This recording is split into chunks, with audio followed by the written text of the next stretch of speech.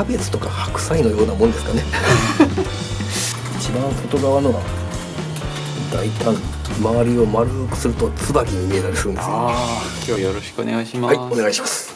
この絵なんですけれども、はい、実は、視聴者が送っていただいた絵を元に、描いていただきましたのですけれども、はい、特にバラが特徴かなと思います。この絵でバラの描き方はコツありますか？そうですね、やっぱり外側が大きく開いていて、中に行くに従ってちょっと詰まった感じを意識して描けば、すごいですね。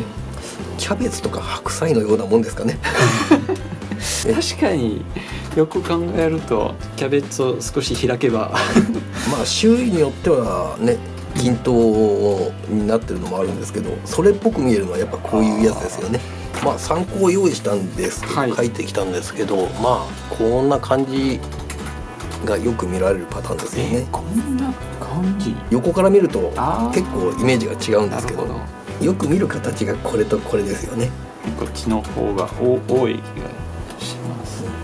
上から見るとまあこんな尖っちゃって見えるんですけど、これはもともと丸いやつが折れてこんな感じになってると思ってもらえれば。なるほど。影で結構立体感が出るからそれっぽく見えてきますよね、こういうの。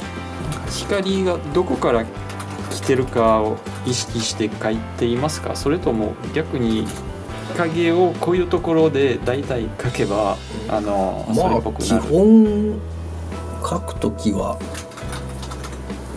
光は左上からを意識して描いてるんだけど、それっぽく見えさせるためにはここに影落ちないはずなんだけど描いちゃえとか。なるほど。参考の絵から見るとこういう形が結構こっちだったりこっちだったり、こっちだったりこっち、結構いろんなところで使われているみたいですね。まあバラの花びらの特徴ですからね、それが。基本的にちょっと折れてますね。こっちとかこっち、結構折れた方がバラっぽく見えるんですね。そうですね。全部まん丸に描いたりすると別の種類の花にも見えちゃうし、こういうのはバラじゃないものになっちゃう。周りを丸くすると椿に見えたりするんですよ。最初にねこれくらいのボリュームでっていう当たりをつけておくのは大事ですよ。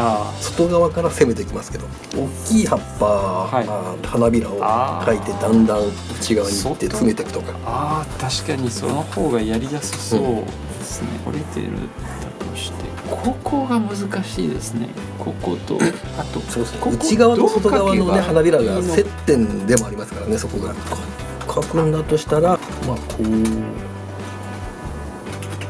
ここからスーッと出て、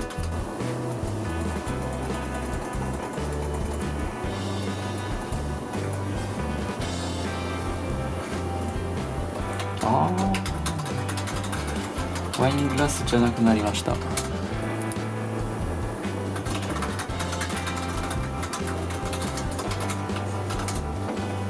これが次の花びら。そうですね。隣の花びらになんか、重なり合ってるから面倒ではあるんですけど、これは葉っぱの花びらの裏側を意識してこういう風に描いていけば、で内側を包み込むように外側の一番大きな花びらがあると思えば、大きいですね。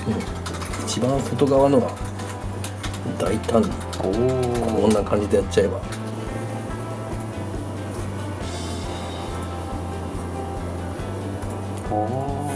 まあこんな感じになりますよね。ここちょっと曲がってる感じが結構重要な気がしますね。また小さく描いてしまって、こういうところをちょっと雑に描いた方がそれっぽいですかね。そうですね。花びらのへりっていうのはまっすぐとかではないんですよ。全部が全部。ここもこういうところがこっちにもあるように見えます。立体感出てきましたね。こういう感じに、これは難しい、すごい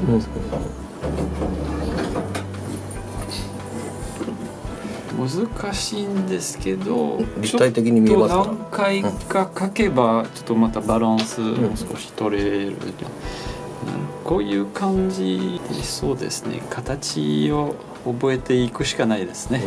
ありがとうございます。いえいえ、頑張ります。はい、よろしくお願いします。よろしくお願いします。